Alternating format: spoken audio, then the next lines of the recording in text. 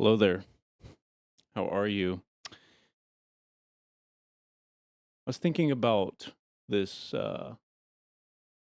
my recent visit to local Orthodox church, and how uh, the room is covered in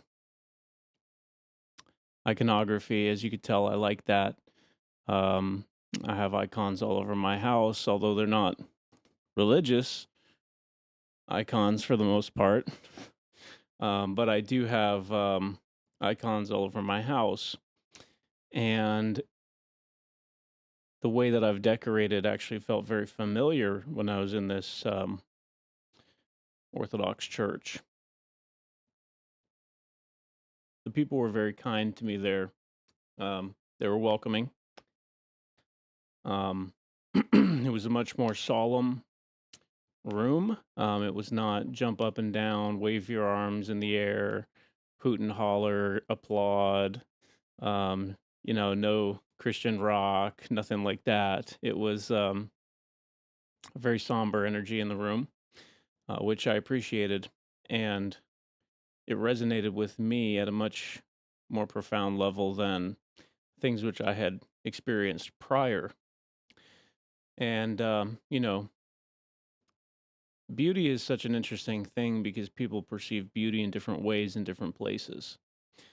And so it is very personal. Um, Art is very interpreted.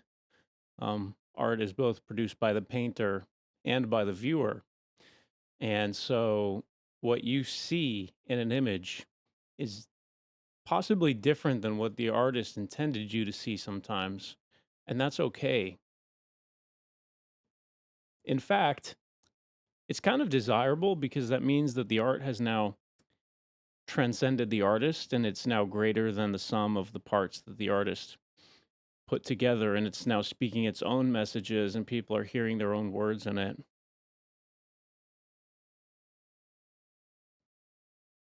And that Orthodox church was like that. Many of the icons are profound images, works of art, depictions of saints who had stories, people who lived and practiced a particular faith, the Orthodox faith, etc. And some of these saints, many churches have in common. So it's not like some of them are even uniquely exclusive to the Orthodox Church, although the Orthodox Church would say that they are the original church. And I'm not going to dispute that. That happens to be my view, is that they were. Um, and I was welcomed in, and a very kind woman came to me and explained to me, once she realized that I didn't know what I was doing there. And let me preface this, I had never been to an Orthodox church before. It was my first exposure to any Orthodox church anywhere. It was very different. It was very new.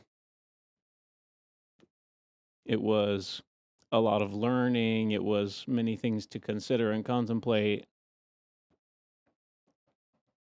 I had heard stories before that some Orthodox churches won't even allow you in, um, until they've vetted you, or unless you are, a group of that particular community, etc. And this turned out to not be that, but I wasn't sure going in if that would be the case. And they welcomed me in, and I stood in the back, which felt appropriate because I was new and didn't really know what's going on. And at various points, that woman who welcomed me would come and briefly explain something to me. And I had I guess it's a pamphlet, a little guide through the Divine Liturgy that they were doing, which sort of helped me to be able to read because I don't know any of the songs that they were singing. I don't know the order of the chants. It's very structured at the Orthodox Church. It is not free flowing. Um, and to some extent, all Orthodox churches practice the same way. So that's pretty interesting as well.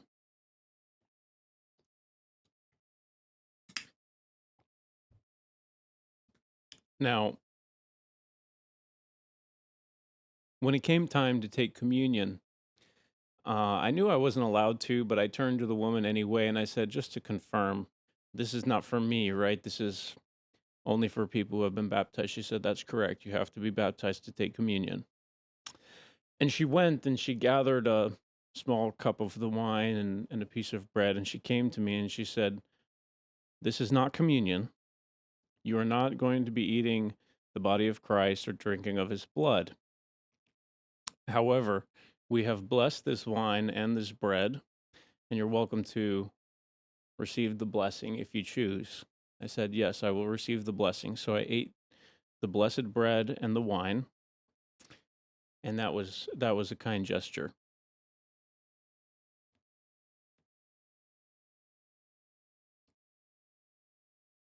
You never turn down a blessing. I think that's important.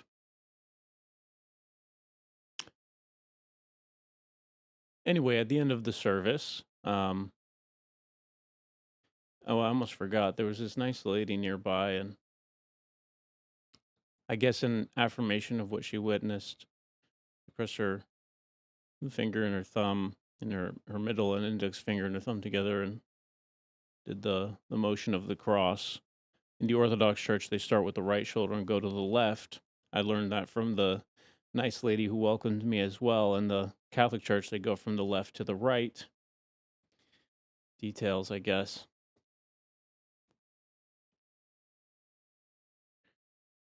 And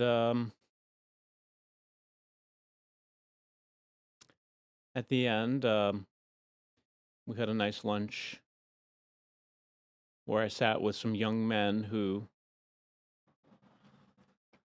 must have been in their 20s, and there were multiple of these young gentlemen there. All of them converts from Protestantism. I think seeking refuge from modern culture, really, and good young men, strong morals. I could see it in their eyes. These are good young men, good people, curious about the world that they inhabit, thinking about it. And I discussed briefly some different philosophical differences. I discussed how um, Protestantism is very, very interpretive at the personal level. Um, and a lot of Protestantism is really um, vulnerable, I would say, to uh, God sounding like what you felt, is one way to put it. Because if it's inside of the relationship between you and the divine creator, there's no external source of validation to that. And it's very difficult to tell if your biases are creating the messages that you're receiving. And the Catholic Church um, has a lot more structure, as does the Orthodox Church, and it has a lot more external validation. There are confessions, there are all these different things which, in my view, protect it from that aspect uh, of Protestantism. So, um, this is one of the reasons why I like these churches is the external validation or the external critique, which has a profound and correcting affect, which I think is valuable. So I discussed these things with these young men, and then I went to another table and had a conversation with some older gentlemen. Not older; they're more like my age, more in their 30s. Um, and the energy in those conversations was very different. The younger men were very curious, unseasoned by the world in some ways, and the guys in their 30s were a little more hardened, and they had their views already locked in a lot of ways. And it was just an interesting contrast. And I assume some of those older gentlemen in their 30s probably have been in the Orthodox Church for a while as well. Not members of clergy or anything like that, just guys who attended the church.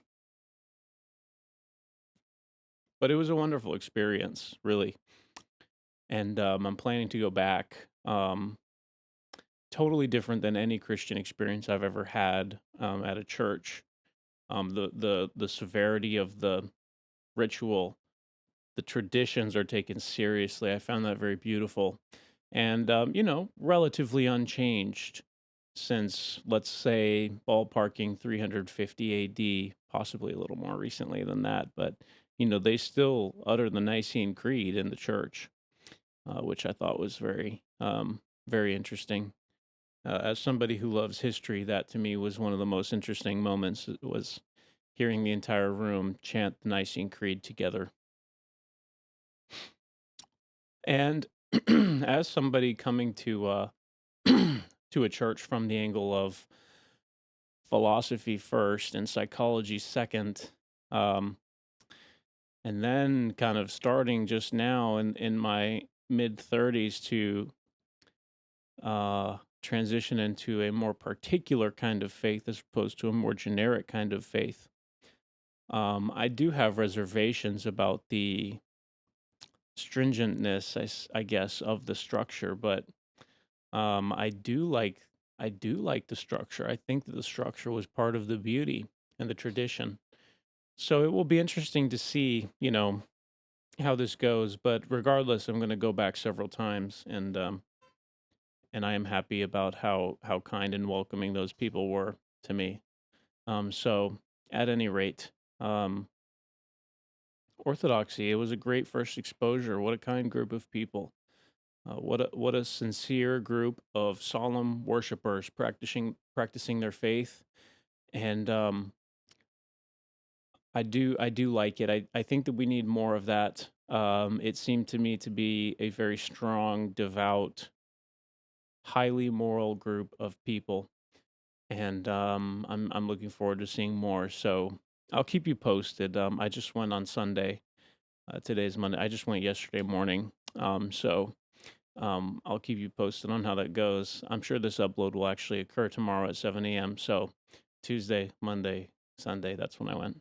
But at any rate, if you're interested in seeing how this journey goes, I'll continue to make videos on it. But um, I thought it was a wonderful time, and I will be going back. So as always, thanks for watching, and I'll see you on the next one. Have a great day. Bye bye.